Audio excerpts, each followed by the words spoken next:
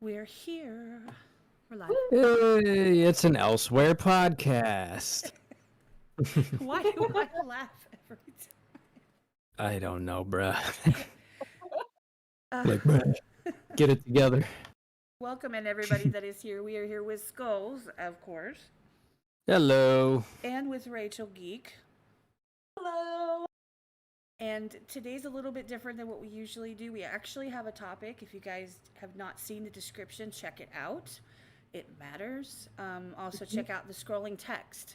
This is a mental health issue that we're talking about. 100% hands down expectation of respect in the chat. No, no deviation from that whatsoever. You will get booted. Period. This is it's going to be a conversation regarding a very specific topic, and Rachel's going to take that one. However, if anybody does need help or feels like they need help, please check that scrolling text or the description. Call a number. Seek professional help. We are not professionals. We are not giving advice. Yes. This is an opinion-based, personal experience-based conversation. And it is in no way, shape, or form to take any replacement of any type of professional treatment or plan. Don't listen to YouTubers when you get your mental health stuff. Yeah. I'm just saying. I mean, take it. Like, I listen to YouTubers, but I always take it like with a grain of salt, and I always consult my therapist above everyone. Exactly. So, with that being said, if there's any questions about that, if you are triggered by this subject, please exit stage left. Feel free. There will be absolutely no problems with that. We will never judge you for it. No. Just if you're triggered in a negative way and you want to talk some shit, feel free to leave the chat and then go find your cat or dog and do that there, because we're not here for that. So I think I covered it. That sounds good to me. Yeah. By the way, did we? Yeah, we said Rachel's here, right? Yeah, we did. Right. Okay, so Rachel's here. Rachel, say hi. Again. Did she? Hi. Am I there? Okay. Yeah, you're there. Here, let me turn And my then- mic up a bit. That might help a little bit. Oh, that helps a lot. Perfect. Yeah. There we go. There we go. There's that voice. Yeah. Hey. And any of you who haven't been in here with Rachel before, her channel is below, or you can exclamation point Rachel in the chat and you can get a link to her channel. Check out her music. She's amazing. She's a great person. We love her here. Yes. So, what are we talking about today? Okay, so I woke up this morning to the news in Canada, at least. I know that this is something that's had a law passed. I want to say the Netherlands, but I don't know entirely for sure. Somewhere over there, where they're changing the law. Like, assisted suicide has been a thing in Canada, but more so for people that have like a terminal illness. So people who are like going to die from like cancer or from some long-term physical illness. And that makes sense to me. Like, like if someone's, the suffering thing, I won't go into detail with it, but they just passed a new law recently that now includes mental illnesses in this assisted suicide, and my mental illness is on that list. And it really threw me off this morning because I was like, wow, like this is crazy. Like it's cheaper for me to walk that route than it would be to get therapy with this system right now. And I just think it's BS, because I think, honestly, I have never met someone with my diagnosis who doesn't have like the capability and power to bring an entire room of people up. Like, they are some of the most gifted, emotional people I've ever met, and some of the most gifted healers I've ever met when they are able to tap into that place. So it's just like a shame that this is even an option for a mental illness that has like a 90% recovery rate if treated.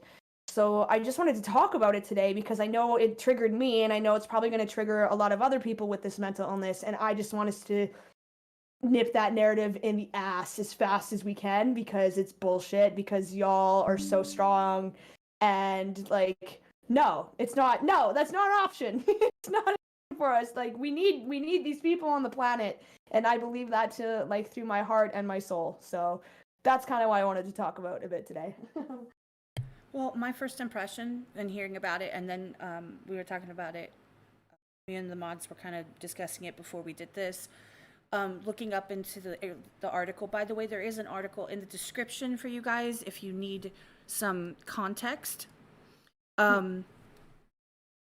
If you need context, there is an article. However, do your own research. Don't rely on the one article that I posted because I just got off work and I didn't have time. Go find your own, Google it, figure that out on your own if you want to.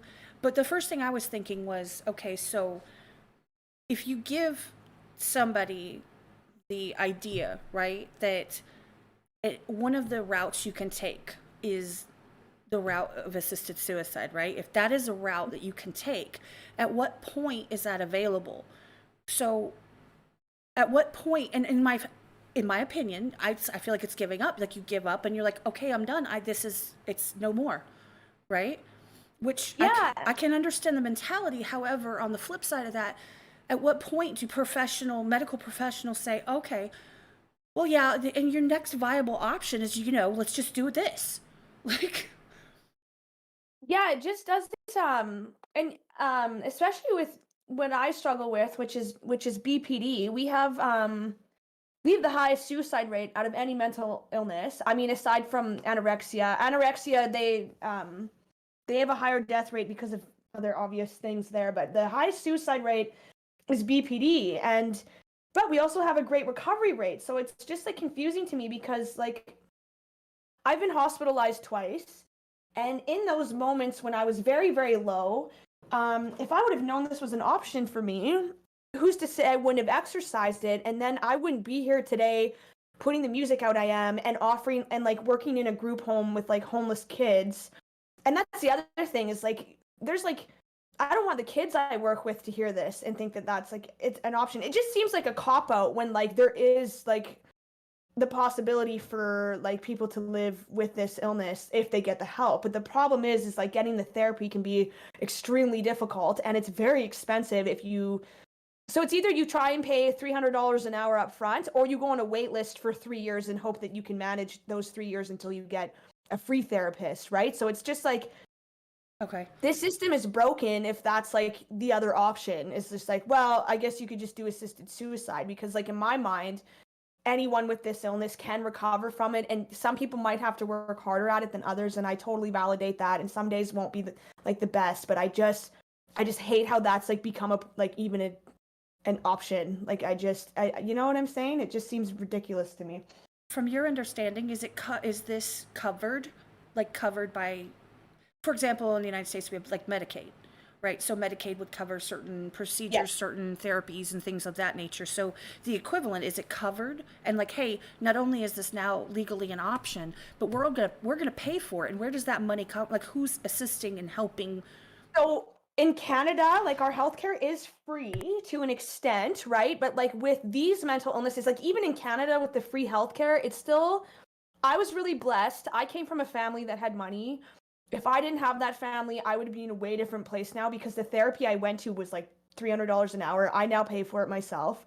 But if I did not have that outlet, and I know a lot of friends that have this illness, in Canada, yes, it is free, but because it is free, the wait list for like this, because you have to have a specialized therapist for BPD. You can't just go to any therapist because you'll just traumatize them, and that's Right. fine. But like you have to wait for a specialized therapist, and sometimes you have to wait up to 3 years before you can even get access to that therapist.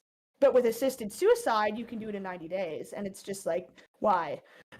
I'm just like, why? Like, why is this an option? You know? Well, I did read through some of the article, and like I said, I Yeah. did not read through the law. I see that it's supposed to go into effect in March of 2023.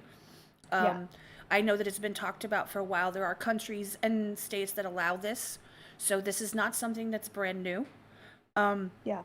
So it has been around. So I have no opinion on that. Like I don't. That No. has nothing to do with me. I don't live in the Netherlands for the last 20 years, and I don't live in any of the states that do allow it in the United States. So my thing is like when I was reading through it and they were talking, it was like people that are at a level where they are no longer treatable. They have to be 18 or over, okay, per the article, which Yeah. is linked in the description, just letting you Right. know.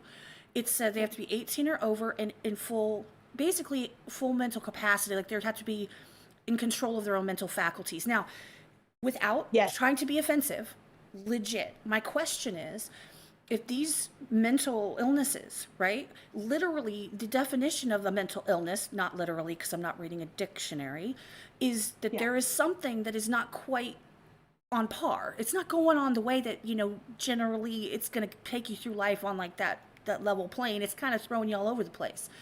How can someone who is so extreme of a case, they are untreatable, be considered medically sound, mentally sound is the correct word? How can that make sense?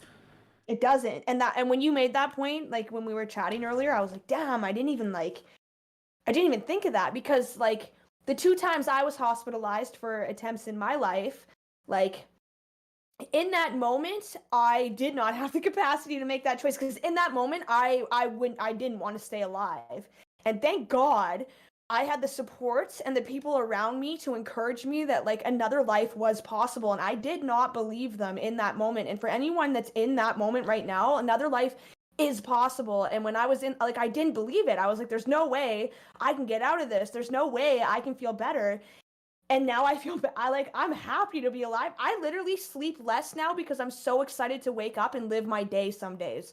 And that's so new to me. And I would have never believed that if you would have told me that when I was in that mind state. So no, when I was in that mind state, I was in no capacity to make a choice like that, because like I was dealing with a trauma, or I was leaving a really brutal relationship that I like wasn't in the right headspace. Like I just wasn't in the right headspace to make that kind of call. And it shouldn't, like, we need to be advocating for people when they're down like that, and instead of just being like, yeah, I guess you can make that call, we need to pull them up and say, no, you can get out of this, like you can do this. Well, and I'm going to say only because I don't specifically have these diagnoses, I do not have them. However, my ex-husband is, a narcissist. He is hands down he's not undiagnosed, he's self-medicated bipolar. His mother's a bipolar, his sister's bipolar. It runs in the family. However, experiences that I've been through where you get trapped in that section where you feel like there's never going to be an end. It will never stop. Yeah. You are here to stay, and there's my daughter. Hi, sweetheart. Oh, your daughter. Hi. Yes, she's in the chat. Oh, that's so great. And in all honesty, at that moment where you feel like there's no light at the end of the tunnel, there's no way out of here, you feel that same sinking feeling. It's an emotional thing, whether it is caused by an event, in my opinion, and if it's caused by an event, or whether it's caused by a mental illness, triggered by an event, whatever the case may be, those extreme emotions can put you in that headspace, and I've been there. So I get it to that level, but I don't get it to the level where I've actually experienced the mental illnesses that they are speaking of. Which, by the way, I believe you said it's PTSD, BPD, severe depression, and there might be others. Do your research. Yeah, no, mine's BPD, which I think is just, it's complex PTSD. And I've never met someone with a mental illness that didn't have some form of trauma, like, cause it. Like, I know that they say that, like, some people are just mentally ill, and I'm just like, I still have, and I'm not saying it's not possible, I just have yet to meet someone who didn't like have a wild childhood or something, like not cause it. Well, I think a really good point too is like even like with veterans, there's a lot of homeless veterans, and it's because they have PTSD and they're struggling with their mental issues. Yeah. And it's like we gotta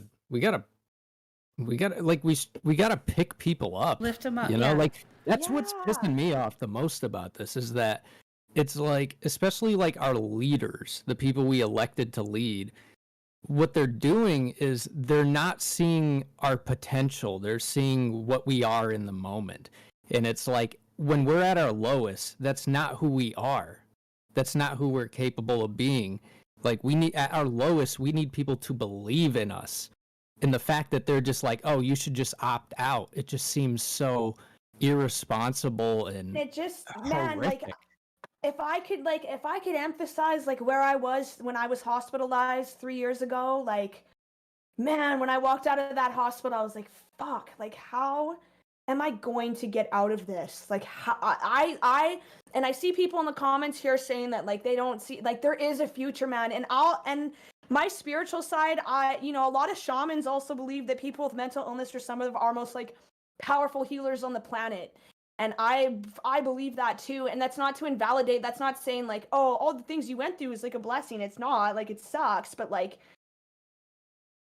sometimes these are like, some of these people are like leaders in healing, and like we just totally throw that out when we're like, yeah, well. And the other thing too is some of these populations that have mental illness are like, in Canada, a lot of people that struggle with mental illness are like Indigenous people, or like, people of color or whatever, and we're just like, yeah, like, put them on the fucking, it's just like, how is this solving any problem? How is this solving the problem?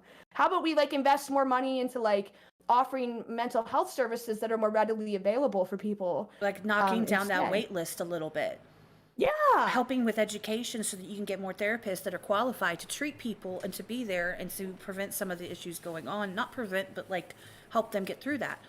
yeah. Could that be could that waiting list be so long because of like the diagnosing? Is the diagnosing as accurate as it could be, or you know what I mean? Like I'm trying to see like what could be more streamlined so things can operate better and function better so people can get in quicker.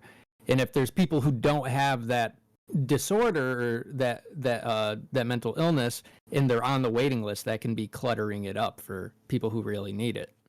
Yeah, well, it's like, it depends. So with BPD, you really need the treatment for it is dialectical behavioral therapy, which can be like $300 an hour. But when I got diagnosed, I spent like couple weeks in a psych unit, and they diagnosed me right away, and then they put me like luckily again, I had a family that was able to help me out.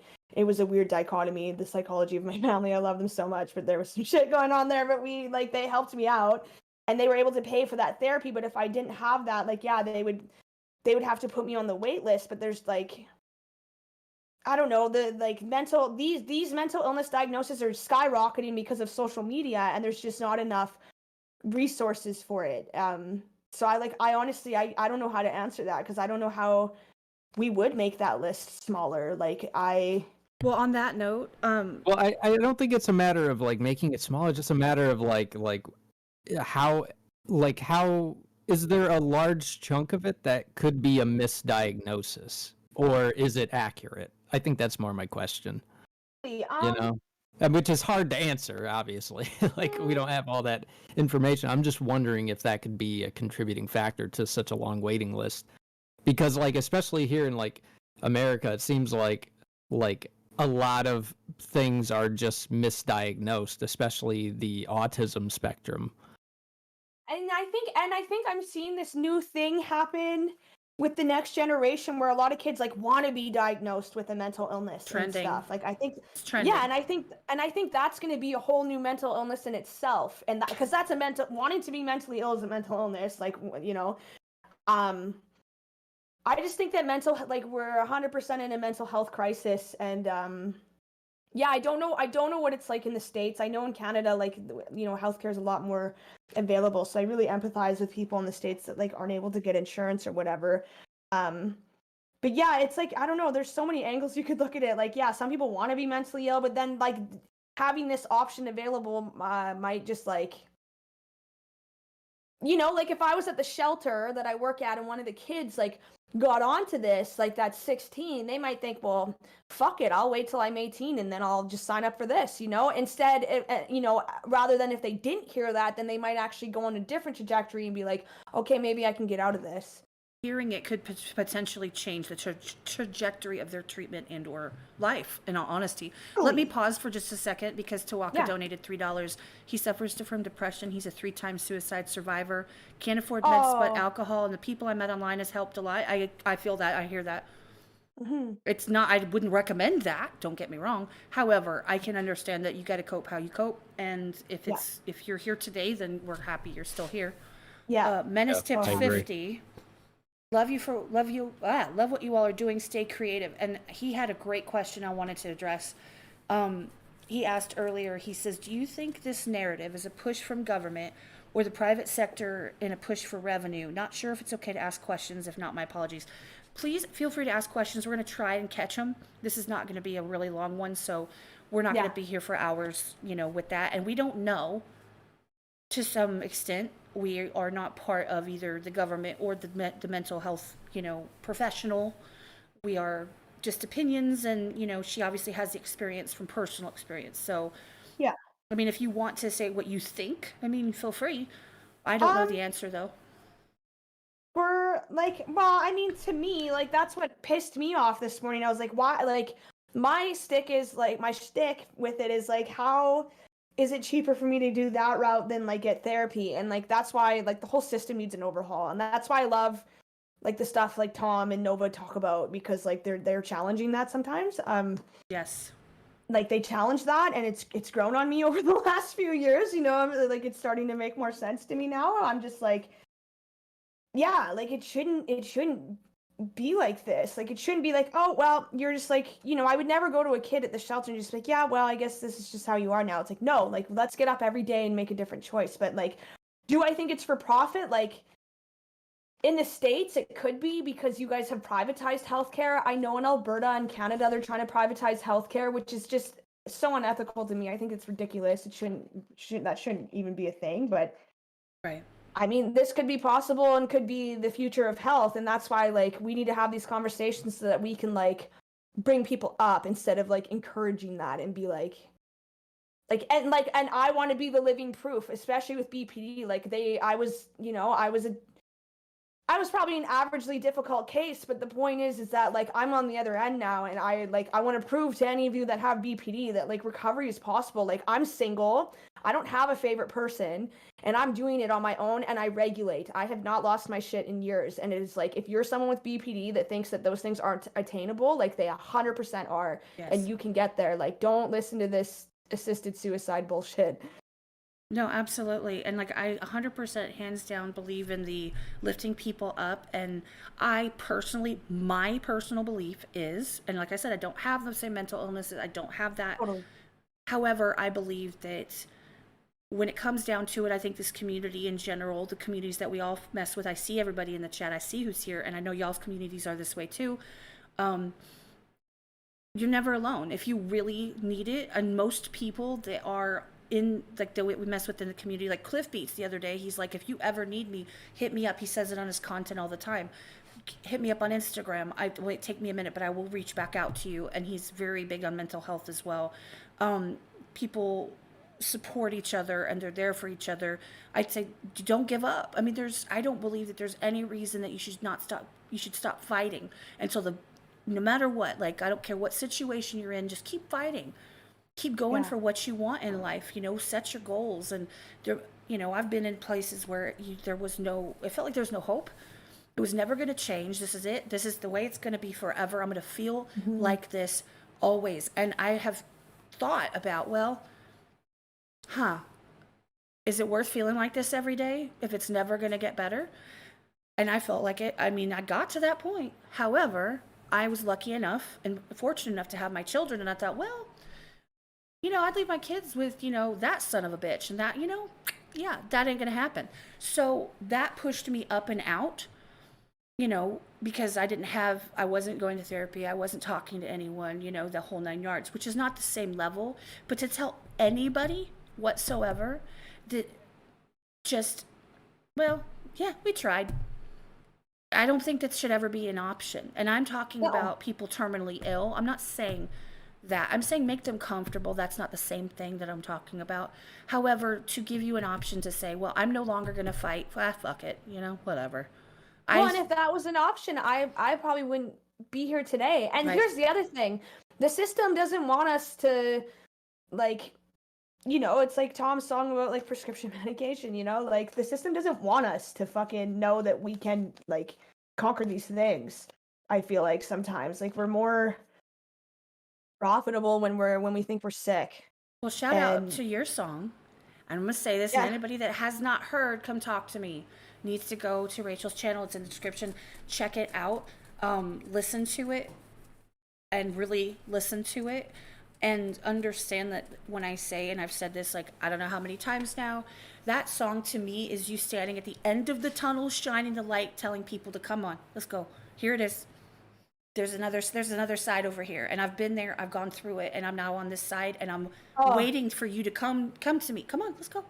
Yeah, and I just saw a comment. I quit therapy in October, November because I didn't think it was getting anywhere. You just one foot in front of the other, man. I literally took a cold shower every single day for 1 year, and I'm not even exaggerating that. Like when I left my ex and finally got out of homelessness and got into a house, I took a cold shower every single day because I was so determined. And like through that time period, I was like, fuck, this isn't working. Like, I still feel like shit. This isn't working. It's not getting better. But I kept going. And like, if you break down all the bullshit about rewiring your brain, if you remove all the other emotional shit in it, what rewires the brain is repetition. So I'd get up every day and say, I feel better today. I feel better today. Even if I didn't fucking believe it, I said it every day. And now recently I'm starting to believe it because those pathways are getting more established. So like, we can get out of this, you guys. I'm so passionate about this because it's like what you said. Yes, this is the light at the end of the tunnel. I never thought I would be here. I literally did not think I would be alive right now, and I am. And that's why I'm so passionate about this. Like, we can do this. And it's repetition. It's getting up every day and being like, I'm going to do this. And I did that every day too, along with the cold showers. I was like, I'm going to get through this. And I did not fucking believe it at all for the first like 9 months. I was like, this is bullshit. Like, this isn't working. And it's slowly starting to work now. And I'm feeling better. I'm better and better every day because I'm practicing that. And yes, it is hard. Some days I suck at it, and some days are harder than others. But it is possible. And I've researched the neuroscience behind this like extensively. I have friends doing their PhD right now that have like lent me, books. Like I have a friend doing neuromuscular science that like lent me a book on how to rewire the brain. And it's like crazy what some scientists have proven with the brain. And like, I don't know why no one's sharing that information with people, but they're sharing assisted suicide, I just want to shout out Vic Miller. He tipped $30. He said, if assisted suicide was available to me then, I would have used that option, as there was no way out. But I found a way over the last 10 years to live a proper life and enjoy the good moments. I'm happy, finally. Yes, these are the stories we need to hear. Yes, absolutely. Thank you for sharing that, because it's not easy. And there are people that are probably going to watch later, or people that are in the chat who are just listening, who have stories of the same or are not at that level yet. Just remember, you can do it. And I just think that, there's two sides of this discussion. There is the empowerment, encouragement side, as well as the please don't allow something like that. Like, I'm shocked, to be honest, and then to find out where it's all located already, to ever tell somebody that, I don't know, to me it almost sounds like, well, you're not good enough because we tried, oh well, you're no longer. And it's something that health insurance companies, the really big ones, by the way, you guys, I do work in sort of kind of health insurance for like 20 years, so the big companies, they put you down to, okay, well, did you do this? Check the box. Did you do this? Check the box. Did this not work? Check the box.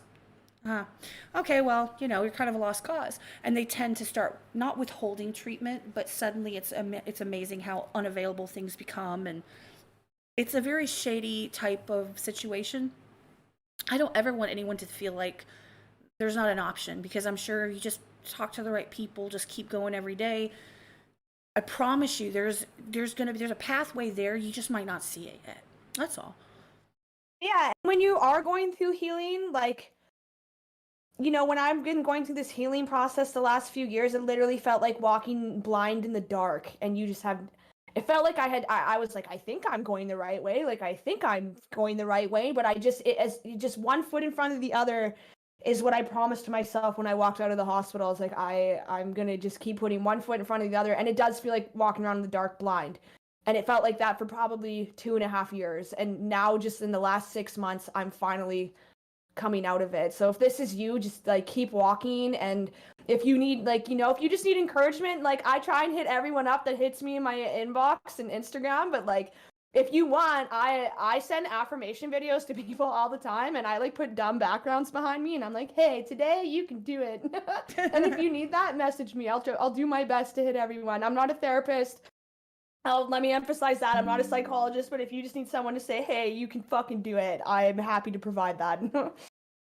That's awesome to take the time to do that, I try. I mean, I don't get to everyone because, I literally have 114 unread messages on my phone right now, and I'm just I'm trying so hard to hit everyone back that I can, because some days I'm overwhelmed and I have to take a day for self-care, but like, yeah, man, I'm so passionate about this because some of these people that have quote unquote mental illness are some of the most powerful people in our society, and no one tells them that enough. And they gain that power through their healing. And when those people heal, man, it's like an atomic bomb of healing for people around them, and they don't even realize it when they do it, like, and I just want everyone to be an atomic bomb of healing because that's what we're capable of. And the kitty, that's exactly it right there. That's the type of mentality that I just feel like is so shameful for people to give anybody that kind of a feeling. For anyone, especially in that situation where you're in that mind state, for anyone to tell you that, well, you're literally I'm shrugging my shoulders like y'all can see it, and untreatable. To me, I just think that's mean. On the flip side, pisses me the fuck off. Yeah, I'm sorry. It pisses really me the does. fuck off. It's like these are people that are supposed to be trying to help, and they just give up on you. That it's, I mean, it just showed the abandoning of their responsibility, Yeah. And just like people in general, not even just like we shouldn't be abandoning anyone. We're all responsible for each other in one way or another, and in some kind of capacity. Like if you're out outside just doing shopping, and you say something nice to someone that you don't even know, like smile at 'em. and the rest of their day they feel good. Yep. You're responsible for that in some kind of capacity. The same way as if you say something negative to someone, you're responsible for how they feel after you say that. And it's kind of like what you were talking about in the last one. It's not holding accountability. Like everybody runs away from accountability and responsibility. And that's I don't want to go on a rant. No, it's okay. I'm like ready to rant, man. I think about this shit like day in and day out. I think we're in an age of like emotional intelligence as a crisis, and I think that some of these mentally ill people that like are in their healing will be leaders for it, because like, don't you find it interesting that we can land on the moon, but we don't know how to like not punch each other in the face when we're angry? Like there's a huge there's a huge problem with that, man. Like, and back in I think the 50s or 60s, they thought emotions were like stupid. But now actually new science is coming out that emotions were actually here before we had logic. So the amygdala is the more primitive part of the brain. It developed here before any other part of the brain. And that's where a lot of emotions come from. So evolution would be connecting the amygdala to our more evolved part of the brain, the front part of our brain, which is our prefrontal cortex, which helps us regulate emotions. Because like we need to learn how to have uncomfortable conversations without like dropping bombs or punching each other. Do you know what I mean? Like it's crazy to me that that's where we are, and that's why I think when these mentally ill people heal, they're going to be the leaders of like being the example of what that looks like, because they've known the depths of what it's like to not feel like that. Well, yeah. And if we don't fix this, we're just going to fly to the moon and punch an alien in the face, and then they're going to invade our fucking planet. We're going to punch the wrong people in the face because we don't have our shit figured out. Yeah, we're going to be like, I'm mad. It's just like we need to be able to say like, I'm mad, I'm jealous, like I'm scared, without like letting it completely take, because there's like a split second when you have an emotion trigger from your amygdala where you either maintain that connection with your prefrontal cortex and you're calm and grounded, or you lose that connection and then you're just full animal brain and there's no more logic there anymore. And yeah, then that's where we end up on the moon punching an alien on the face because we don't know how to be like, I'm mad, but I'll deal with it. No. And that's the thing. In all honesty, I just feel like I feel like everybody's different. Okay. So for example, I tend to, and I'm sure if my daughter's still listening, she'll agree with me because I tell her this all the time. I believe that a lot of things are choices. It's 10% what someone does and 90% how you react to it. Now, there are people that have inhibition issues, and those are lowered by, it could be lowered by alcohol, it could be lowered by mental illness, it could be lowered by, trauma in their past. It could be lowered by a lot of things. Their inhibitions. Yeah. It could be just a chemical thing, a mental thing, an experience thing. But in the long run, trying to make a choice, here's where that comes in. Making a choice that, okay, when you are for that half a second thinking about it, if you could make the effort to try to make a different choice, that's the best. You do the best you can with what you have. Yeah. And I lose my shit all the time too. So like, don't think that I have lost my shit before, and I have off days as well. Like this is evolution. Like this is everyone. Like we're all trying to figure out how to do this. So I know what you're saying there. And like cold showers is something that really helped rewire that in my brain. I used to really lose my shit pretty bad, but why cold showers? so cold showers, what it trains you to do, like not only is it good for your lymphatic system and like your skin and like your hair or whatever, but like the deeper thing behind cold, because I used to have a horrible anger problem. Like I'd put holes in the wall before, like bad. Like I really was bad before and toxic and just shitty. But cold showers, if you can learn how to be present and breathe through a cold shower, because you have to breathe when you take the cold shower, otherwise you can't do it. Right. So it teaches you how to breathe. And what it does is, like I was explaining before, when you get a reaction to something from your amygdala, there's a split second you have to catch it to keep that connection to your prefrontal where you're regulated. You only have a split second, but what a cold shower does is kind of take that split second and make it a couple seconds. So it makes it a little bit bigger for you to be able to catch that a little faster, because Gives now you a bigger window of opportunity. Interesting. Yes. And I don't know why. No, like it's, and that's the other thing. Like not one therapist told me that. I literally found this out from researching like I'm a lunatic. I researched neuroscience myself because I was like, fuck it, I'm gonna figure this out. And it changed. I never lose it like that, because now when I hit the reaction, I feel the reaction in my body, but now I stay present for it, because now I've learned how to, because when you turn on that cold shower for the first like minute and a half, you're like, oh my God, I hate this, this is fucking horrible, I hate this. But then I would stay there and I would stand there, and I used to blast music when I did it. And I'd blast music and I'd start dancing, and I'd be like, I can fucking do this, I'm amazing. And I would like, my neighbors probably thought I was so crazy, man, because I did it every day. And like in those moments where I was like, I hate this, I'd be like, I can do this, I'm amazing. And after like a minute and a half or 2 minutes, you start to go into this like meditative state. And I worked my way up to 15 minutes in an ice bath by the end of my like journey with that. And I would lie there and I would say all this dope shit to myself, but it teaches, like, it really, nothing rewired my brain faster for regulation than doing that, because it is so intense. It is very intense, and it's very uncomfortable at first. Like, you're gonna hate it if you try and do it. And obviously check with your doctor first. Like, not everyone is able to do this. Like, if you have circulation problems or something else, like, look into that first before you do it. But for me, it like really taught me how to, I used to fly off the handle at people without even thinking, and now people in my life consider me one of the most regulated, grounded people they know, which is crazy. And for someone with BPD to be told that, that's like a huge accomplishment for me. People come to me now for regulation skills, and I used to be one of the most dysregulated people. So cold showers like really trained me how to do that quickly. You know what? You want to know? I think it's because you have empathy, because you've gone through it, and that's what makes you such a good role model for the people you're working with and helping people with the same type of issues and everything.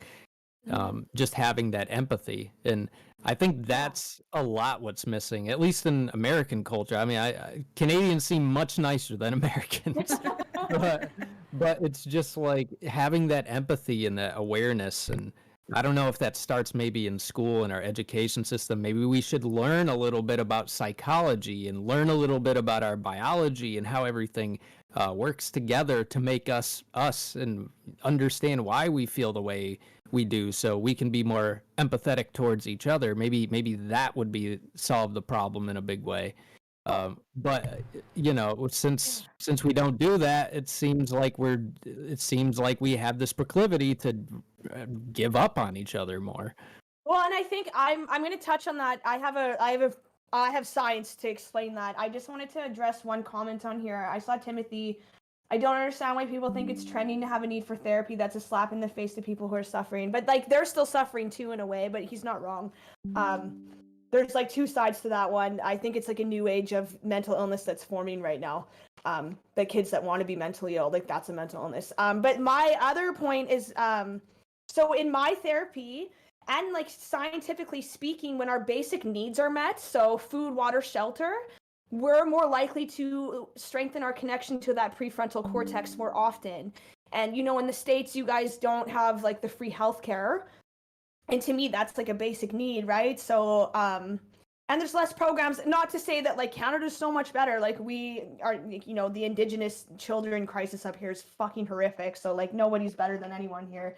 But like, that's why I'm a big believer in like basic universal income. No, I'm not a communist. So anyone that wants to call me that, like, just hold your horses. I'm not a fucking communist. What I'm saying is, when scientifically speaking, when our basic needs are met, we actually use the more evolved part of our brain, because now we can chill out a little bit.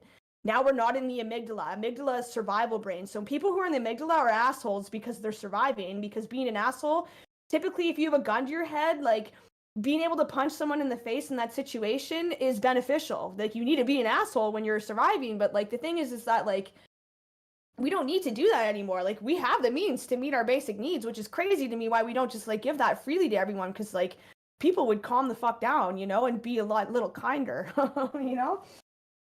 Yeah, I've actually kind of changed my tune a little bit, because I used to be like very much against that stuff, but just over time, like I feel like for me personally, like I realize when my basic needs are at feel threatened, my creativity kind of dies. And Yeah. creativity is what I do, like I try to write songs. I that's more where I thrive in terms of just how my brain is. And just the fact, like, just that can kill that off. It's like that's killing my means of income and my means of moving forward. And I mean, there's plenty of people that are like me that just use the more creative part of their brain and need that. And also, it's just like, if we can give people a solid foundation, I really do think that there's a lot of people who, it's like a poker game, and if they don't have enough chips to ante in, it's like, how do you even get in the game? There's a point where you can't even get into the system and do it.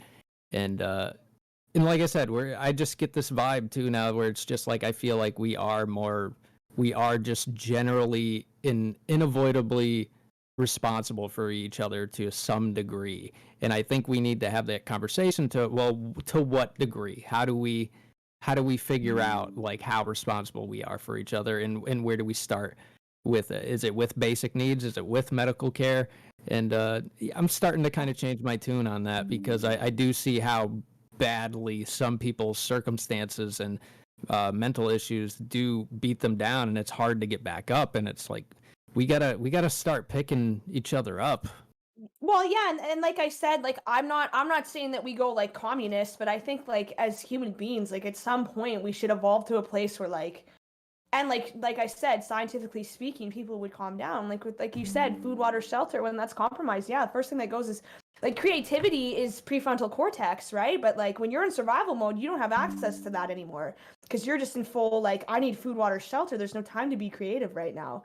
But I mean, obviously there has to be boundaries around it. Like, like, but that couldn't, like, an addict on the street, if we're like, hey, if you clean up, food, water, shelter, and we'll give you food, water, shelter if you clean up, like, more people would do that. I just like, I know a lot of people are stuck in like the way society has like brainwashed us all to think it is, but like, man, we could have such a dope fucking society to live in if we like banded together, and like, man, like we could have robots do almost everything for us, and we would only have to work like here and there. And like, I'm not saying that we don't have to work. I think it's important to have a purpose and contribute to society, but I just think this whole consumerism, like dog eat dog, survive, like we're still behaving like we're in the cave, and we're not in the cave anymore. We're evolving out of it. And yeah, and again, let me emphasize, no, not a communist. I do think a brain surgeon should make more than like someone picking up the garbage. Not saying that someone picking up the garbage is like less than or whatever, but like we do have to give credit to the amount of schoolwork that goes into becoming a brain surgeon. Like that's valid too, right? Yeah. And by no means do I think you're a communist. I think you're like most people. A lot of people say that sometimes, yeah. That's you fucking say stupid, man. you're saying we're all trigger just trying to words. figure it out, We're all just trying to figure it out. What it is you're saying specific things that trigger certain people who don't have an open mind to when you say something like everyone deserves it, they're like, but why? I work for it. Well, here's the thing. People that I'm an advocate for, I don't necessarily want to pay for you.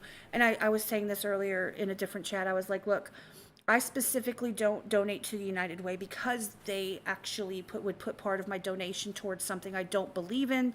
And because of that, and they can't tell me, well, can I allocate it to go to everything but that? They can't do that with my money. So guess what? They don't get it. So Yeah. there are fundamental or things that people believe in or don't believe in. And they're like, well, why should I pay? For example, why should you, part of your income, your taxes, go towards a medical coverage that is going to support, encourage, not, I'm not saying that people are out there with signs and pamphlets to encourage people to do, assisted suicide. However, by letting that become an option and putting it in the repertoire where that's one of the go-to pathways they can take, and you absolutely are against it, you absolutely don't believe it, should your tax money go towards that? And that's the mentality. So when you say something, for example, like everyone should get it, well, then you get those kind of kickbacks from that conversation where they say it's communist, because yes, everyone should have the basic needs met, and I agree that we should help our fellow man. However, there are people that abuse the system that make it hard to want to give that to people because you get screwed, so there's a whole conversation with that. Well, and I wanted to touch on this because I've researched this extensively, and I see someone else in the comment bringing it up. Like that's like one of the biggest arguments with it is like people will just be like lazy or whatever, but they actually did a trial of it in Manitoba in Canada in a town. They did basic universal income in a town for like a couple years, I believe. And yeah, I think I heard about that. Yeah.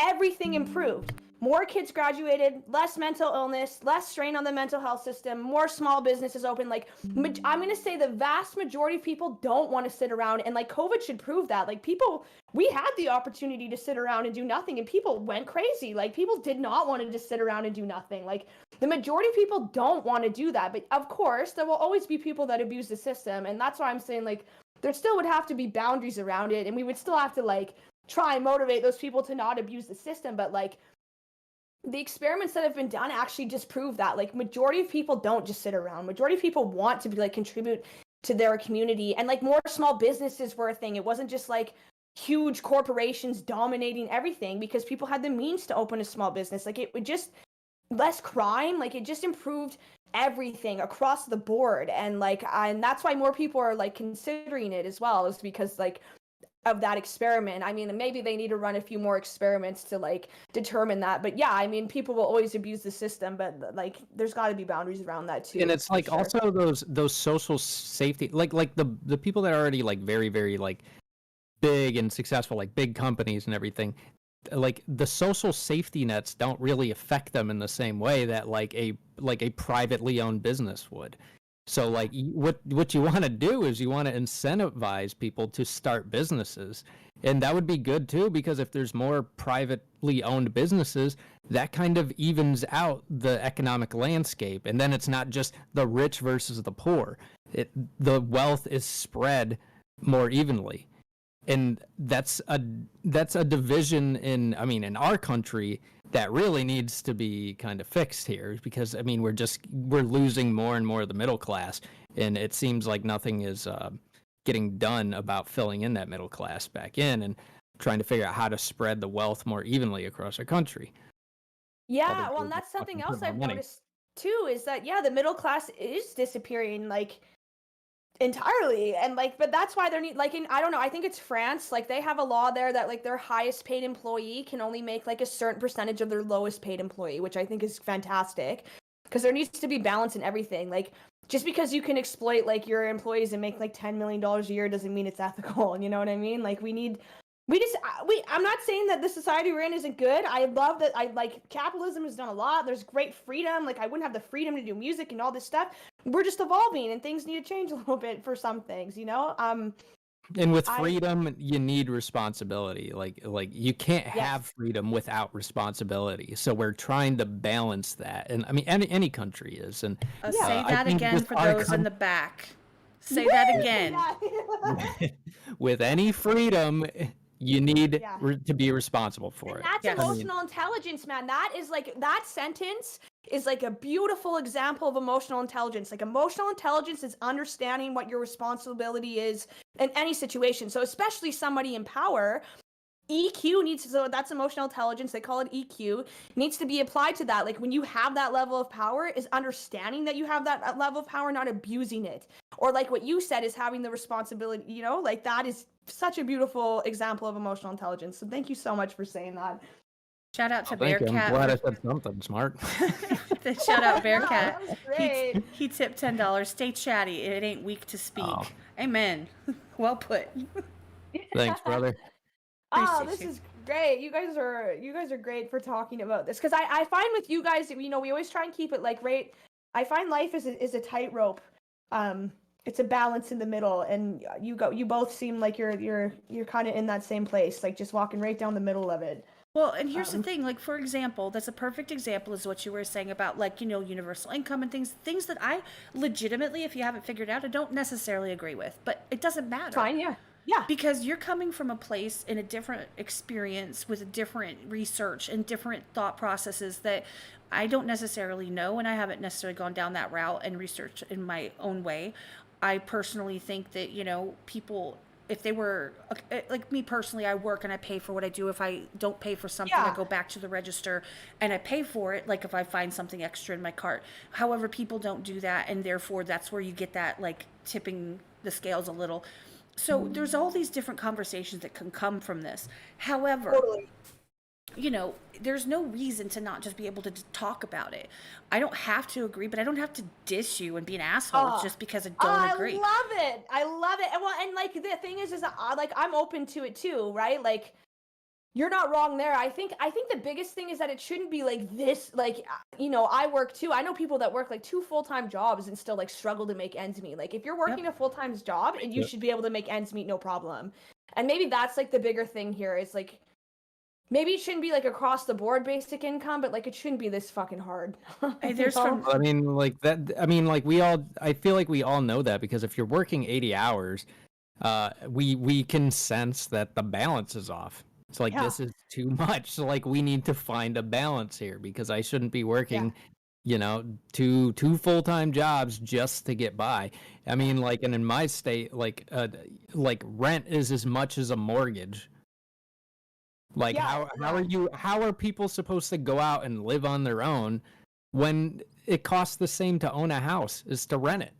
It's Yeah. like we're not looking out for our youth anymore and trying to encourage them. It seems like the system's fucked up and we're just keeping people down.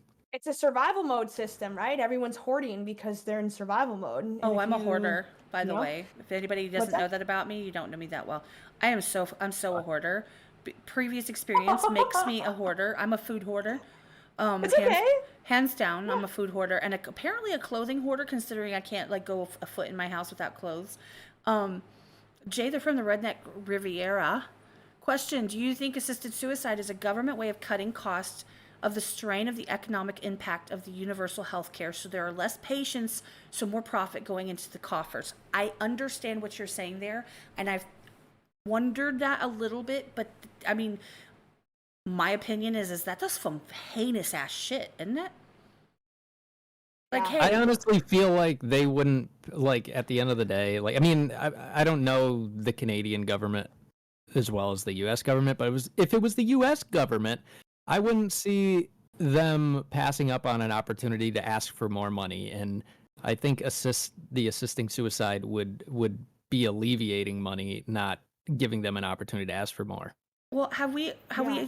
addressed the aspect of people that think that this is a helpful thing, that we're trying to be humane and nice to people by alleviating their suffering by giving them another option? Like like an option aside from assisted suicide, right? No, and like they're saying assisted suicide is another option Oh, instead of right. letting them suffer through their mental illness that they just can't seem to regulate, and they're just miserable, and their quality of life is zero, and they absolutely are not there for that.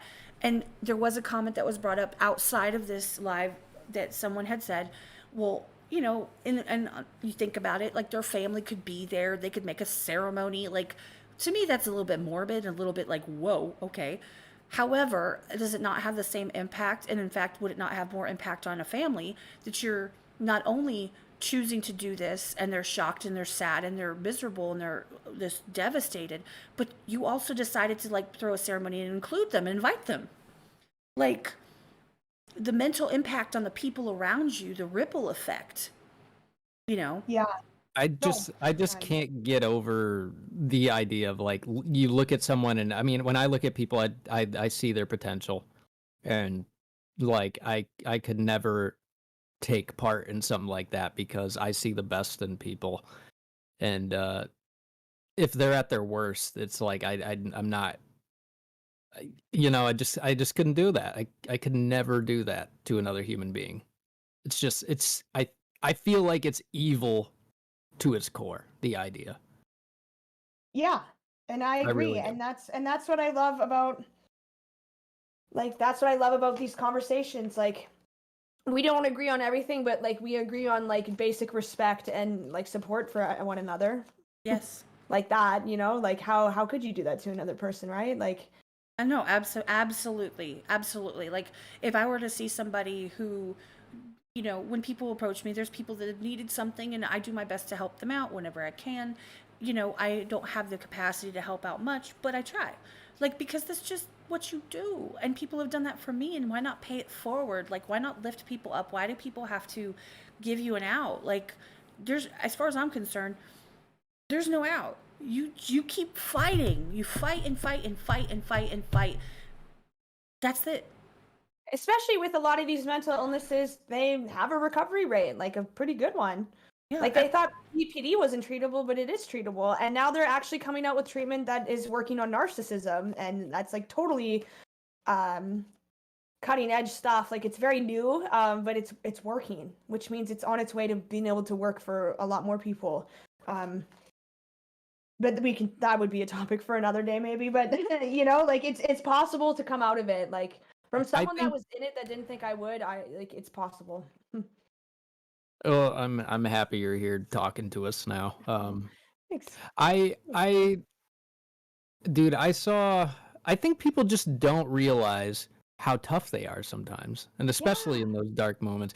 It's like bro, like watch the movie 127 Hours about Aaron Ralston. Oh yeah, that's a crazy movie. Yeah. Like, bro, you like until you see movies like that or movies like Alive, you do not realize how strong people are. Like, they're fucking crazy. Like, that dude cut his own arm off to get free. Wasn't that in Saw?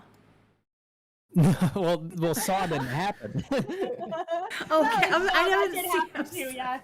No, 127 hours. This shit really happened. Dude got his arm pinned between a giant boulder and a cannon. He was stuck there for 127 hours and then cut his arm off to get out. It's a true story, yeah. Well, Yeah, but by he the did way, it with like what? No, I was gonna say Ben tipped $7. Don't know if you want to play this or not, Ben. I'm not gonna be able to. We're actually about at our limit right now. But this clip of Jordan Peterson talking about, I can't pronounce that name's criticism of utopianism is brilliant. I feel relevant to this. Absolutely. Can you send it to me? I would love. I'm always open on that one. I will send it to you. I will also post it in the Discord, y'all. Like, legit, I will post it in the Discord under links so that people can take a look at that. I appreciate you sending that, because if you want to DM me and just send it to me directly so that I have the link and I don't have to like go through 85 different loops to try and copy and paste it, that'd be great. But I appreciate that, truly. Anything relevant to this conversation, I'm going to start a thread in the Discord, !Discord in the chat. We are at about the limit. Rachel, you wanted about an hour. We're right there right now. Yeah. I think I am. I gotta run. I have some things I have to do tonight, and I think this is a good topic to wrap up after an hour. And honestly, I can't thank you enough for thinking of us when you really wanted to say your piece about this and you really wanted to speak your mind. Having the experience that you do and doing the work that you do. If y'all don't know, she participates with mental health with people that really need it. The research that she's done, she's obviously well spoken. She knows what she's talking about. However, not a professional. Disclaimer, there it is. Yes, huge disclaimer, not a therapist. But to think of us and to come through with us and, do this with us, I can't thank you enough. Everyone needs to be aware of these types of things. And when it comes down to it, people just need to encourage each other, lift each other up, and let them know that there is a way. You might not have found it yet. That doesn't mean it's not there. Yeah.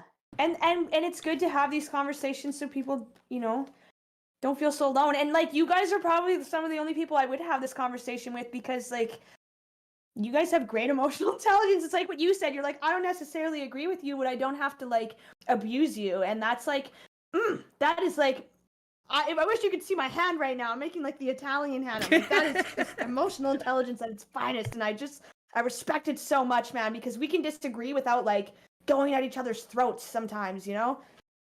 And that's why I wanted that. You guys just made it safe. I know I've been ready to talk about this for a long time, and it just kind of naturally happened because you guys are just so great to talk to. So just thank you. Thank you for holding a safe enough space for me to like share my ideas, and also like a safe space for me to like be open and evolve my ideas. Because I always think the greatest sign of intelligence is having an open mind and always being willing to like, you know, look at everything. So just thank you for doing that. Oh, and thank you for giving your perspective and educating us too about your condition and everything, and sharing your story. And I mean, it's inspirational, you know, like it's just good to see. And I love seeing when people realize their potential and find a love for life and all that, because I've seen a lot of people fall victim, you know, to the other way, and it's not what I want for anyone. No. So it's great to see in you. Yeah, and I appreciate that. And yeah, I hope that by talking about this, I mean, I saw a lot of comments I wasn't able to talk to, but to anyone in here that's suffering, like, just remember, like, shamans like believe and whether you're it's okay if you're not spiritual, that's fine. Like, this is just another perspective I'm offering. You can choose to take it or not, like, totally your journey. But shamans believe that like the mentally ill are like actually the complete opposite. Like, we're actually like really powerful, gifted healers, and we do that by healing. So just like remember that.